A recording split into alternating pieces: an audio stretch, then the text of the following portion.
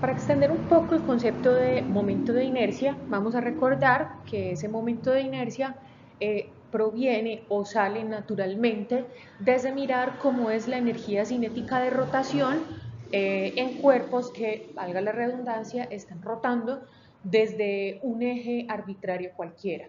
Ese momento de inercia lo llamamos entonces con la letra I mayúscula y es igual a la sumatoria de la multiplicación de la masa por la distancia que hay desde el centro de rotación hasta donde está ubicada esa masa al cuadrado, la sumatoria de ese producto.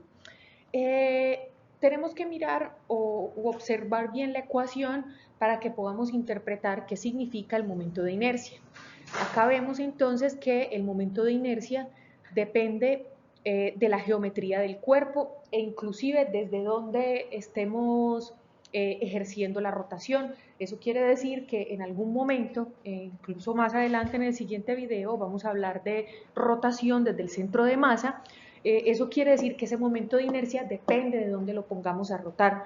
Y así como podemos tener un momento de inercia mayor o una rotación mayor o una resistencia mayor a ser rotado, también podemos tener posiciones en las que se nos facilite la rotación de los cuerpos.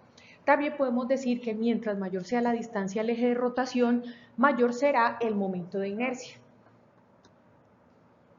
Para cuerpos extensos, entonces, ya no es práctico utilizar la ecuación de la sumatoria por la masa por la distancia al cuadrado, sino que ya tenemos que hacer un barrido donde vamos a tomar los cuerpos como fuentes puntuales o masas puntuales en las cuales nosotros podemos hacer entonces la integral de la distancia por el diferencial de masa. Esa integral que acabamos de ver del momento de inercia, nosotros no la vamos a hacer. Todos los ejercicios lo vamos a hacer con base en estas figuras básicas en las cuales se les muestra cuál es el momento de inercia dependiendo de cada caso. Hay algunos que no están exactamente en el centro en el centro del cuerpo, o sea, en el centro de masa, pero en lo siguiente vamos a hacer un ejercicio en el cual nosotros podemos tomar diversos cuerpos puntuales y dependiendo de dónde esté puesto el eje de rotación, allí vamos a considerar si podemos tener esos puntos como masas puntuales o tenemos que usar estas ecuaciones que están acá. Estas ecuaciones siempre se les van a dar el momento de inercia para estas diferentes figuras geométricas, así que no se preocupen. El ejemplo, que es de la 13ª edición de Cierce-Mansky, dice: 4 esferas pequeñas pueden considerarse como puntos con masa de 0.2 kilogramos cada una. Están colocadas en un cuadrado de 0.4 metros de lado, conectadas por varillas muy ligeras. Entonces aquí hay una primera pista de cómo empezar el ejercicio, y es que estas varillas muy ligeras significan que las vamos a considerar que su masa es igual a cero, ¿sí? Al ser su masa igual a cero, no las vamos a considerar dentro del momento de inercia. Lo otro es que las esferas, como son esferas pequeñas, las vamos a considerar como puntos, es decir, que son masas puntuales. Eso quiere decir que vamos a tomar la ecuación I igual a la sumatoria de todas las masas, de cada masa multiplicada por la distancia que hay desde el punto central de la masa hasta el eje de rotación. Que en este caso, en el punto A, el centro de rotación, el primer centro de rotación va a ser en el punto O. Para B, el centro de rotación o eje de rotación va a ser la línea AB, y en la parte C, el eje de rotación va a ser una línea oblicua o digamos con un ángulo que pasa por las masas que están, una que está arriba en una esquina y la otra que está abajo en la esquina opuesta. Yo después les mostraré cómo hacemos cómo dibujamos ese eje de rotación.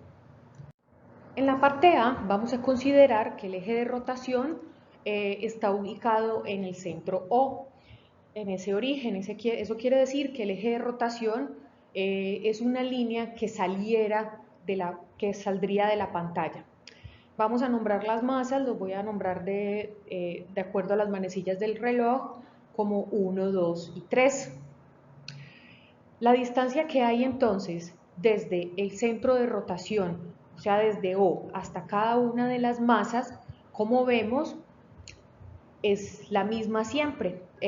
¿Por qué esto? Porque al ser un rectángulo, si pasamos todas las líneas desde el centro, esas líneas van a ser iguales, es decir, que se forman triángulos que son isósceles.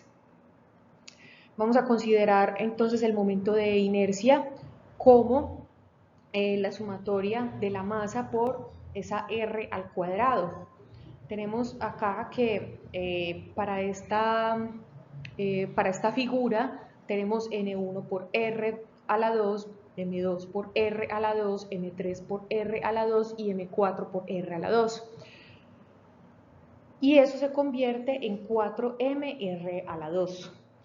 ¿Quién es R entonces? Vamos a hacer ese cálculo. Vamos a sacar este triángulo rectángulo que sería desde el punto 1 hasta B y de B hasta O, ese triángulo rectángulo que está ahí. De hecho, podríamos tomar cualquiera de los 4 triángulos rectángulos que se forman ahí, dado que los triángulos más grandes son triángulos isósceles.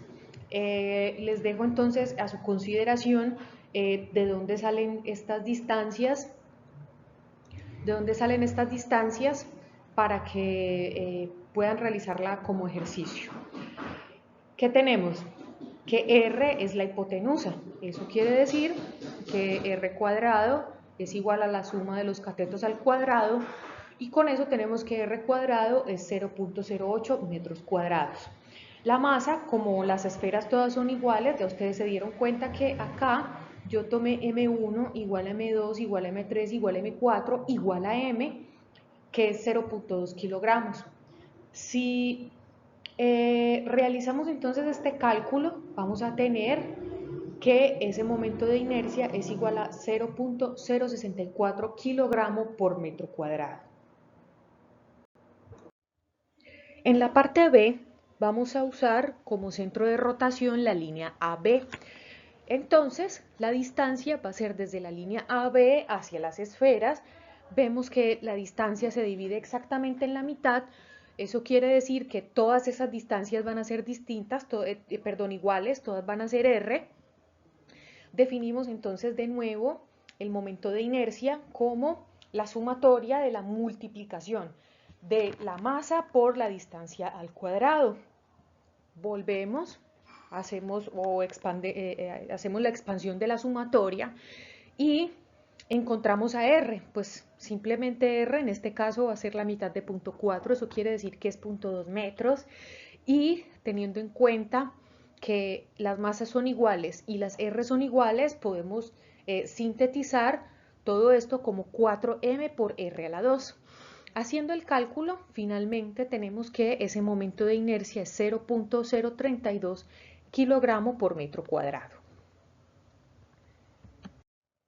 Finalmente, para la parte C, el eje de rotación va desde la esfera 1 pasando por O hasta la esfera 3, como podemos ver. Vemos que en este caso las distancias desde la esfera 2 y la esfera 4 hasta el eje de rotación son las mismas R's que encontramos en la parte A. Entonces no voy a repetir ese cálculo porque esa es la hipotenusa de ese triángulo rectángulo que se forma entre la línea desde una de las esferas B a O también puede ser desde O a hasta la esfera 4. Acá entonces decimos que R es igual a 0 para 1 y 3 porque están sobre el eje de rotación, o sea que la rotación no incluye estas masas en el momento de inercia. Fíjense que este resultado es bastante importante. Recordemos que hablamos que el momento de inercia se puede interpretar como la resistencia a la rotación.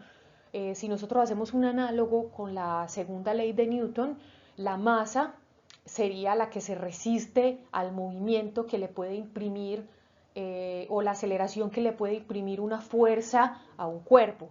En este caso, el momento de inercia sería lo que se opone a la rotación del cuerpo, ¿sí? Fíjense que donde ubiquemos nosotros el eje de rotación vamos a tener diferentes resultados, es decir, mientras el momento de inercia sea más pequeño, va a ser mucho más fácil rotar un cuerpo.